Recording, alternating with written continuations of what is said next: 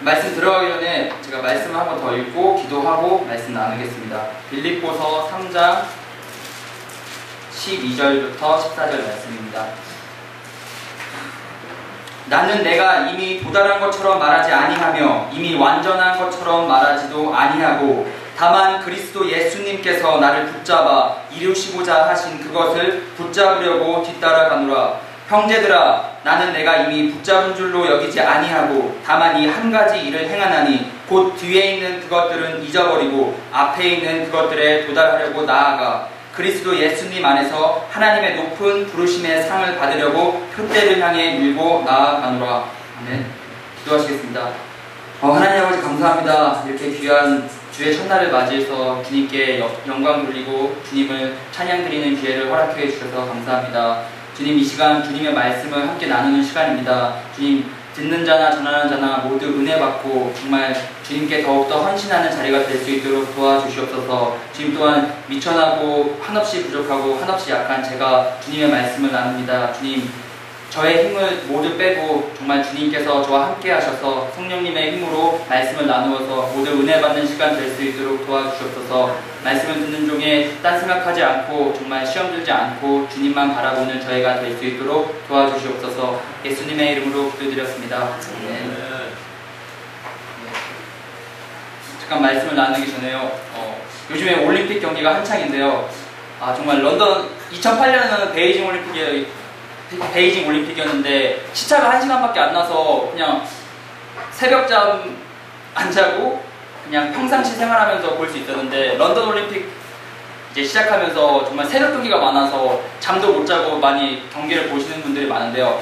저는 근데 새벽에 그냥 다 자버렸어요. 근데 간혹가다 깨게 됩니다. 왜냐하면 저희 집이 아파트 18층에 있는데 갑자기 와 하는 소리와 함께 깜짝 놀라서 깨면 또 생각하게 우리나라가 이겼구나, 아니면 또 우리나라가 금메달 땄구나, 이런 생각을 하게 됩니다. 정말 그런 사람들이 환호를 지르는 이유는 정말 그 대표팀의 어떤 좋은 소식을 듣고 그렇게 환호를 지르는 것처럼 우리 그리스도인들도 정말 예수님이 우리에게 주신 그 좋은 소식, 복음을 정말 감사함으로 받아서 정말 지금 올림픽 경기 금메달 딸 때마다 환호 소리가 일어나는 것처럼 우리가 그 복음을 전할 때 그 듣고 받아들이는 사람이 그 모든 곳에서 예수님의 복음으로 인해서 환호 소리가 일어났으면 좋겠습니다. 오늘 제가 말씀 전할 주제는 14절에 나와 있는 하나님의 높은 부르심의 상을 받으려면이라는 주제로 함께 나누고자 합니다. 그러면 어떻게 하나님의 높은 부르심의 상을 받아야 되냐? 그럼 말씀을 하나하나 보면서 찾아보겠습니다. 12절 말씀에 나는 내가 이미 도달한 것처럼 말하지 아니하며 이미 완전한 것처럼 말하지도 아니한다고 바울 사도는 말하고 있습니다.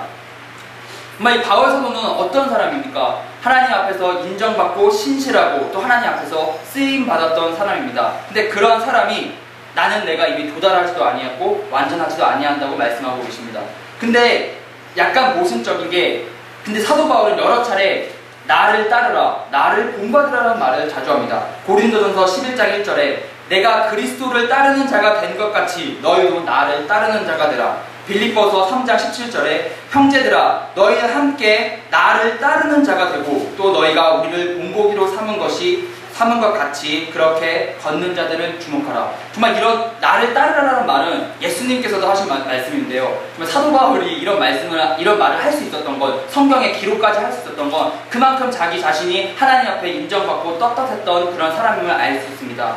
또한 더욱더 확실히 알 수 있는 건 데살로니가 전서 2장 5절에 너희가 아는 바와 같이 우리가 어떤 때에도 아첨하는 말들이나 탐욕의 탈을 사용하지 아니하였나니 하나님께서 증인이시니라고 말씀하고 있습니다. 정말로 감히 누가 이 자리에서 나의 신실한 삶을 하나님께서 증인된다라고 죄가 없다라고 말하는 것, 그런 거 없듯이, 정말 하지만 사도 바울은 나의 깨끗한 삶을 하나님께서 증인되신다는 말을 할 수 있는 것은 정말 그의 삶이 신실하고 깨끗하다고 할 수 있습니다. 그런데 다시 12절 말씀에 나는 내가 이미 도달하지도 아니었고 완전하지도 아니었다고 말씀하고 계십니다. 왜 이런 말을 할까요? 왜 사도 바울은 나를 따르라고 하면서 나는 이미 도달하지도 아니었고 완전하지도 아니었다고 말할까요? 참 인간은 어느 한순간에 도달하거나 완전하게 되면은 자만에 빠지고 교만하고 그 상황에 안주하기 마련입니다. 그래서 옛날에 하나님께 받았던 은혜를 잊어버리고 자기 자신이 한 줄 아는 그런 교만에 빠지고 싶습니다. 하지만 사도 바울은 그런 자신의 연약함을 깨닫고 끊임없이 자기 자신을 채찍질했습니다. 나는 도달하지도 아니하고 완전하지도 아니하였나니 그러므로 나는 하나님이 나에게 주신 그것을 붙잡으려고 뒤따라간다고 그렇게 말씀하고 있습니다. 근데 좀 제가 이 말씀을 봤을 때 나는 내가 이미 도달한 것처럼 말하지 아니하고 이미 완전한 것처럼 말하지도 아니했다고 말하는데 그럼 도대체 뭐가 도달하지도 아니하고 뭐가 완전하지도 아니한 거라고 생각했을 때 여러 가지 자료를 찾아봤는데 구원에 대해서 많이 목사님들이 말씀을 하시더라고요. 근데 저는 이 사도 바울이 도달하려고 완전하게 하려고 했던 건 현재의 구원이라고 생각합니다. 구원은 총 크게 보면 세 개의 구원으로 볼 수 있는데요. 우리가 첫 번째가 과거의 구원으로서 저는 2011년 7월 23일에 사모님과 이렇게 상담을 통해서 구원의 확신을 갖게 됐는데요. 우리가 그때 처음으로 과거의 구원은 처음으로 예수님을 알게 되고 자기 마음에 예수님을 영접했을 때 그때 과거의 구원이고 현재의 구원은 빌립보서 2장 12절의 말씀처럼 그러므로 나의 사랑하는 자들아 너희가 항상 순정한 것 같이 내가 있을 때뿐 아니라 지금 내가 없을 때에도 더욱더 순종하여 두려움과 떨림으로 너희 자신의 구원을 일하여 드러내라고 말씀하고 있습니다. 즉 현재의 구원은 끊임없는 우리가 성화 과정인 것입니다. 항상 우리가 날마다 살아갈 때 우리가 받은 구원을 드러내야 합니다. 예를 들어서 항상 하나님의 말씀에 순종하는 삶이 성화 과정입니다. 그리고 미래의 구원은 우리가 예수님이 언제 오실지 모르겠지만 예수님이 오셔서 우리가 살아계실 때 오셔서 재림을 하셔서 우리가 다시 만나서 천국에 가거나 아니면 우리가 죽어서 천국에 가거나 이럴 때 미래의 구원이라고 볼 수 있습니다. 이처럼 우리는 현재의 구원을 계속해서 이루어 나가야 됩니다. 그래서 정말 사도 바울이 말한 것처럼 나의 연약함과 나의 그런 연약함과 부족함을 깨닫고 겸손된 마음으로 정말 주님의 말씀에 순종하는 삶을 살아야 될 것입니다. 그리고 두 번째는 예수님이 날 붙잡았다는, 날 사랑한다는 확신입니다. 3장 12절 후반부 말씀을 보시겠습니다. 나는 내가 이미 도달한 것처럼 말하지 아니하며 이미 완전한 것처럼 말하지도 아니하고 다만 그리스도 예수님께서 나를 붙잡아 이루시고자 하신 그것을 붙잡으려고 뒤따라 가노라 라고 말씀하고 계십니다. 그리스도 예수님께서 나를 붙잡았다. 사도 바울은 그리스도 예수님께서 나를 붙잡았다고 말씀하고 계십니다. 어떻게 사도 바울이 예수님께서 사도 바울을 붙잡으셨습니까? 사도행전 9장에 나와 있는 것처럼 사도 바울은 굉장히 어떻게 보면 예수님 믿는 사람들 입장에 보면 되게 악한 사람이었습니다. 왜냐하면 예수님을 믿는 사람들을 다 잡아가지고 다 죽이거나 핍박하는 그런 사람이었습니다. 그런데 그가 다마스쿠스라는 한 지역에 있는 예수님을 믿는 사람들을 예루살렘으로 잡아오려고 가는 길에 예수님께서 사울을 붙잡으셨습니다. 사울아 사울아 네가 어찌하여 나를 핍박하느냐 하면서 말씀을 풀어나가면서 사도 바울을 잡으셨죠. 이처럼 사도 바울은 확실히 예수님께서 나를 붙잡으셨다는 걸 알 수 있었습니다. 그리고 그가 예수님께서 나를 붙잡으셔서 이루시고자 하신 그것을 붙잡으려고 뒤따라간다고 말씀하십니다. 그럼 여기서 말하는 나를 붙잡아 이루시고자 하신 그것이 무엇일까요?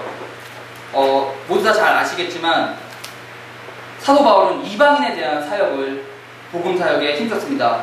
갈라디아서 2장 7절부터 8절 말씀 보시면 오히려 반대로 베드로가 할례자를 위한 복음을 맡은 것 같이 내가 무할례자를 위한 복음을 맡은 것을 그들이 보았나니 베드로 안에서 효력 있게 일하사 할례자를 위한 사도직을 주신 바로 그분께서 내 안에서도 강력하게 일하사 이방인들을 향하게 하셨느니라 말씀하고 계십니다. 그는 나를 붙잡으신 예수님을 알고 그리고 예수님께서 나에게 주신 그 일, 이방인에게 복음을 전파하는 그 사역에 붙잡으려고 힘썼던 것입니다. 그런데 이렇게 예수님께서 나를 붙잡으시고 그런 나에게 주신 일을 행했을 때 사도 바울이 결코 좋은 일만 있었던 것은 아닙니다. 어떨 때는 정말 죽을 위기에 있었고 또 심지어는 죽었다가 하나님께서 다시 살려주신 적도 있고 또 매 맞은 적도 많고 또 풍랑에 휩쓸 때도 많았습니다. 하지만 그는 어떻게 그가 이겨냈을까요?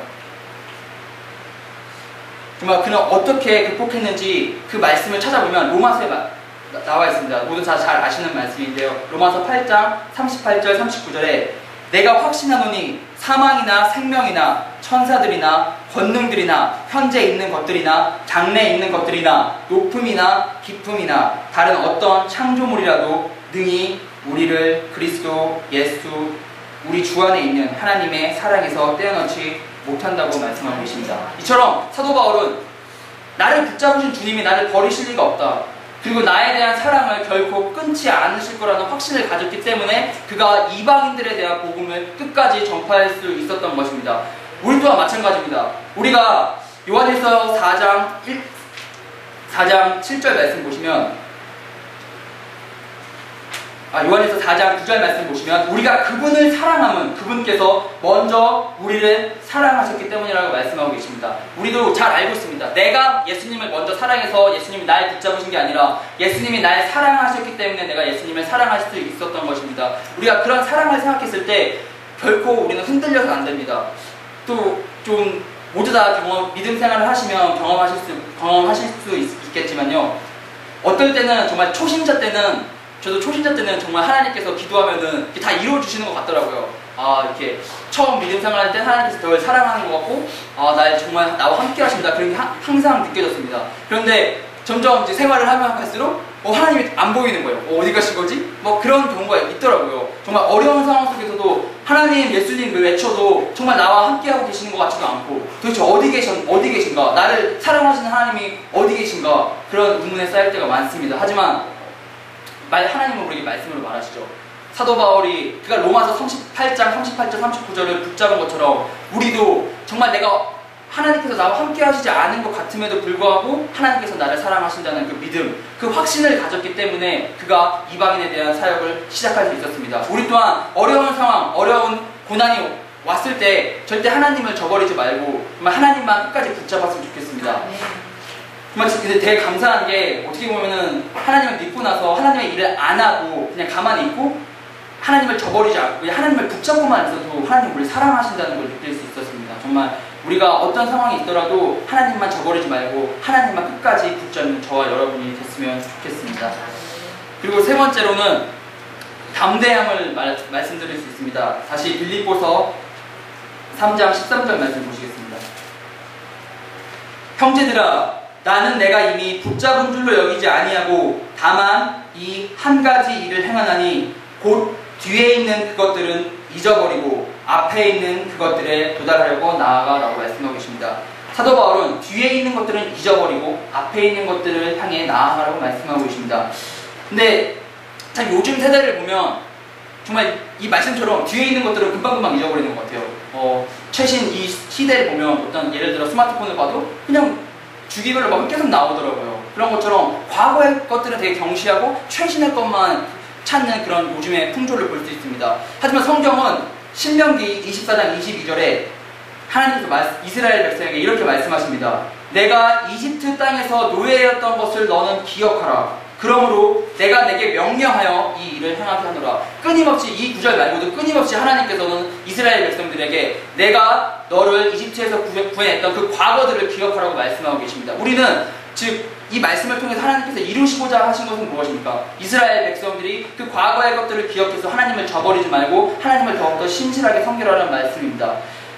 이처럼 우리도 이 말씀을 붙잡고 나아갈 줄 압니다. 근데 여기 말씀에는 사도 바울은 뒤에 있는 그것들을 잊어버리라고 말씀하고 계십니다. 그럼 이 뒤에 있는 것들이 무엇이겠습니까? 사도 바울 입장에서는 아까 제가 말씀드렸던 것처럼 그가 예수님을 믿던 사람을 핍박하던 그 시절을 잊어버리고 싶었을 것입니다. 왜냐하면 지금 내가 예수님을 믿는 사람을 향해서 사랑을 전하고 복음을 전하는데 그런 사람들을 핍박했던 그 시절을 생각해서 죄책감을 가지고 복음을 전파한다면 그 얼마나 마음이 안 좋겠습니까? 그래서 그는 하나님의 일을 위해서 뒤에 있는 그것들을 잊어버리고 앞에 있는 그것들을 향해 나아가라고 말씀하고 있습니다. 또한 로마서 7장 23절 24절 보시면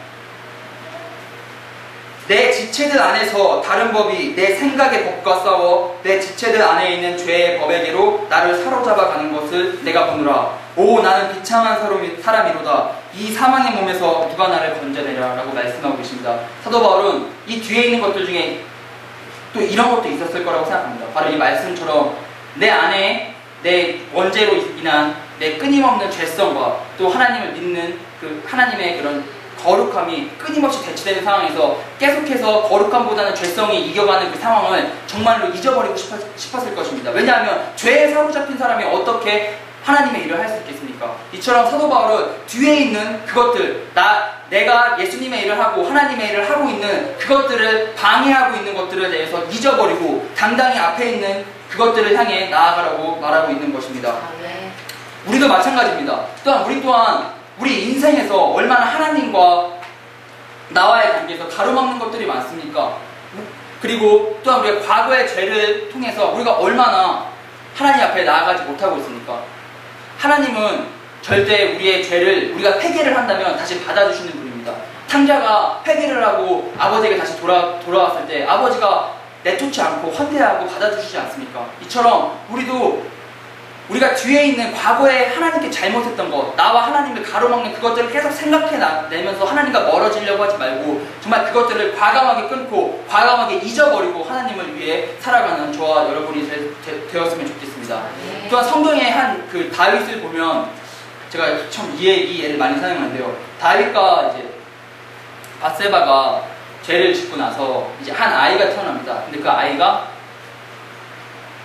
하나님께서 죄를 통해 그 낳은 아이니까 이제 죽이시겠다고 말씀하시죠. 그리고 그리고 다윗은 그 아이가 살아있는 동안 금식 기도를 합니다. 이 아이 혹시 하나님께서 이 아이를 살려줄까 하는 그 마음에 금식 기도를 합니다. 하지만 결국 하나님의 말씀대로 그는 죽었죠. 그리고 그때 다윗의 반응이 어떻습니까? 그 아이가 이미 죽어서 하나님께 갔으니 나도 곧 뒤따라 그를 따라 간다고 말하고 있습니다. 그는 더 이상 그 죄에 얽매였다면은 그 아이를 계속 생각해서 그 죄에 계속 금식 기도를 계속 하고 있었다면 어떻게 보면 하나님의 말씀을 약간 어떻게 보면 어기는 거라고 볼 수 있습니다. 왜냐하면 하나님께서 죽이신다고 이미 말씀하셨거든요. 근데 그 죽은 아이를 위해서 끊임없이 기도한다는 건 어쩌면 좀 모순된 상황입니다. 하지만 그는 그런 것들을 내가 죄지었던 것, 내 죄지은 결과로 인해 그 아이가 죽은 것처럼 그것들을 잊어버리고 정말 앞으로 나아가는 그런 삶을 살았습니다. 우리 또한 그런 삶을 살았으면 좋겠습니다.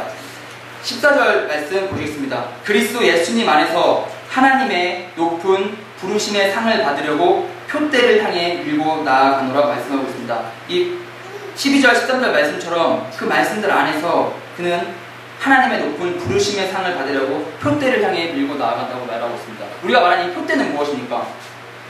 처음에 말했던 나는 내가 이미 도달한 것처럼 말하지도 아니하고 완전한 것처럼 말하지 아니한다는 그 겸손된 마음, 정말 하나님의 뜻에 순종하겠다는 그런 겸손된 마음을 가지고 살아가는 것, 그리고 예수님께서 나를 붙잡으셨다는 그런 사랑의 확신. 그래서 내가 어떤 상황, 예수님께서 혹 내가 예수님이 없다고 그렇게 느껴질 때, 그럴 때도 예수님께서 나를 사랑하시고 나를 붙잡으셨다는 그런 확신.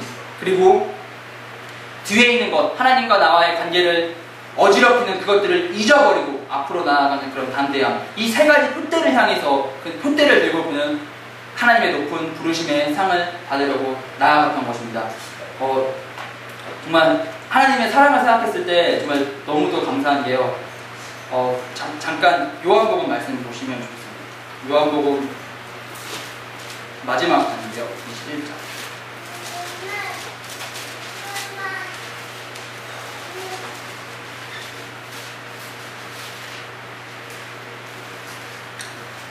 어, 21장 15절부터 19절은 이제 예수님께서 베드로에게 물어봅니다. 네가 나를 사랑하느냐?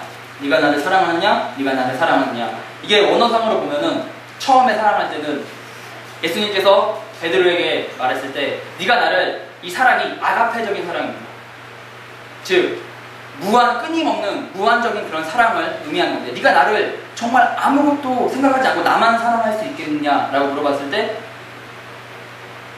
이때 베드로의 대답은 사랑한다고 나와 있는데, 이 사랑은 바로 형제들 간의 사랑입니다. 그런 아가페적인 사랑이 아니라 정말로 그냥 인간적인 사랑을 말할 수 있죠. 근데 예수님께서 또 한 번 물어봅니다. 네가 나를 아가페적으로, 나를 무조건적으로 사랑할 수 있겠느냐? 그런데도 베드로는 아니라고. 사랑은 하지만 그 아가페적인 사랑이 아니라 형제 간의 그런 사랑을 할 수 있다고 말합니다. 근데 결국엔 하나님께서, 예수님께서 또다시 아가페적인 사랑을 요구하지 않으십니다. 그럼 네가 나한테 그럼 그 형제적인 사랑을 할 수 있느냐? 그때 베드로가 형제적인 사랑을 할 수 있다 이렇게 말합니다. 이 말씀을 통해서 우리가 깨달을 수 있는 건 무엇입니까? 하나님께서 아무리 나에게 좋은 것, 네가 나한테 아가페적인 사랑을 나에게 해라 그렇게 말하지만 우리가 베드로처럼 못하겠습니다. 저는 아가페적인 사랑보다 형제적인 사랑만 할 수 있겠습니다 라고 말했을 때 근데 그럼에도 불구하고 하나님께서 그래 그러면 네가 아가페적인 사랑 말고 나에게 그런 인간적인 사랑이라도 나에게 해라 그렇게 늘 받아주시는 분입니다. 정말 하나님께서 우리를 사랑하신다는 걸 끝까지 붙잡으셨으면 좋겠습니다. 정말 이 말씀을 제가 강조하고 싶었던 건 밑에 이 사랑의 확신이었습니다. 정말 제가 많이 느끼는 건데도 미국에 갔다 오고 나서 정말 무슨 참 그렇더라고요. 어느 순간부터 제 처지가 굉장히 자기 연민에 빠지고 있더라고요. 그런데 그래서 대사관 면접 받을 때도 받기 전에도 굉장히 불안했는데 딱 통과하고 나니까 하나님께서 정말 살아계신다. 내가 정말 이렇게 악하게 대했는데도 하나님께서 나를 진짜 신실하게 사랑하시는구나. 내가 정말 베드로처럼 하나님께 예수님께 그런 어떤 인간적인 사랑밖에 못 보여드렸음에도 불구하고 하나님께서 나를 무조건적으로 사랑하시는구나. 그걸 다시 한번 느꼈습니다. 정말 우리가 말씀에 순종하는 삶과 정말 사랑의 확신을 가지고 정말 저와 성도님 여러분이 정말 하나님께 귀히 쓰임받고 정말 하나님 사랑 안에서 살아가는 저와 여러분이 되었으면 좋겠습니다. 기도하겠습니다. 하나님 아버지 감사합니다. 오늘 말씀을 통해서 정말 주님의 사랑을 다시 한번 깨닫고 주님을 위해서 어떻게 나아가야 되는지 함께 나누었습니다. 주님의 그 크신 사랑 어찌 갚을 수 없습니다. 주님 우리가 갖는다는 것조차 저희 교만이고 저희의 자만입니다. 주님의 그 사랑에 감사하면서 어떻게 라면 하나님께 더욱더 사랑하고 더욱더 나아갈 수 있을지 그렇게 나아갈 수 있도록 주님 도와주시옵소서. 주님 이 말씀을 통해서 정말 우리와 하나님과 정말 가로막고 있는 그것들을 모두 잊어버리고 주님 앞에 모두 내려놓고 주님만 사랑하는 저희가 될 수 있도록 도와주시옵소서. 감사드리며 예수님의 이름으로 기도드렸습니다.